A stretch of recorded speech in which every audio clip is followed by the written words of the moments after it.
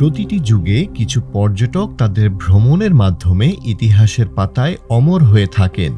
এমনই এক বিশ্ব পর্যটক ছিলেন যিনি প্রায় পুরো পৃথিবী ঘুরে বেড়িয়েছেন এবং পৃথিবী সম্পর্কে অমূল্য জ্ঞান রেখে গিয়েছেন। তিনি হলেন ইবনে বতুতা। পুরো নাম মুহাম্মদ ইবনে আবদুল্লাহ ইবনে মুহাম্মদ আল-লাওয়াতি আল-তানজি।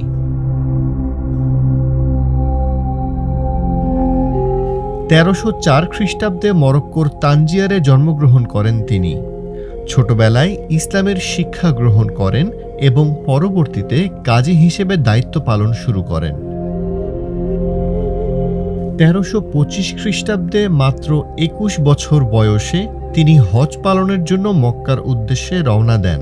কিন্তু হজ শেষ করার পর তাঁর যাত্রা কেবল শুরু হয়, যে যাত্রা এক বিস্ময়কর বিশ্ব পর্যটনের যাত্রা।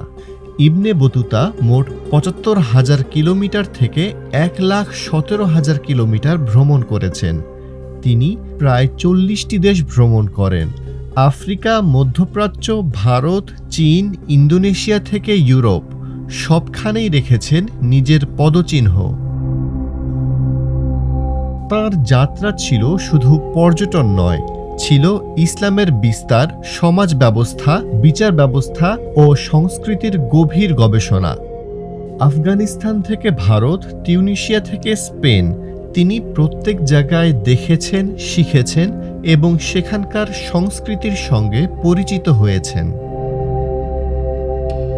১৩৩৪ সালে দিল্লির সুলতান মুহাম্মদ বিন তুঘলকের আমন্ত্রণে দিল্লির প্রধান কাজীর দায়িত্ব গ্রহণ করেন। সেখানে প্রায় ৮ বছর কাজ করার পর ইবনে বতুতা আবারও তাঁর বিশ্বভ্রমণ অব্যাহত রাখেন। ইবনে বতুতার সবচেয়ে বড় কীর্তি ছিল তার বিখ্যাত ভ্রমণ কাহিনী রিহালা।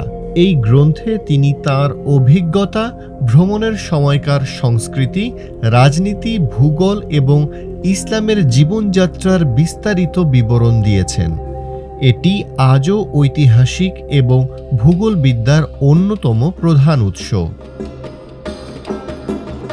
ইবনে বতুতা শুধু একজন পর্যটকই ছিলেন না, তিনি ছিলেন একাধারে বিচারক, ইতিহাসবিদ এবং কূটনীতিক। ইবনে বতুতার জীবন আমাদের শেখায় অধ্যবসায়, ধৈর্য এবং জ্ঞান অর্জনের প্রতি ভালোবাসা।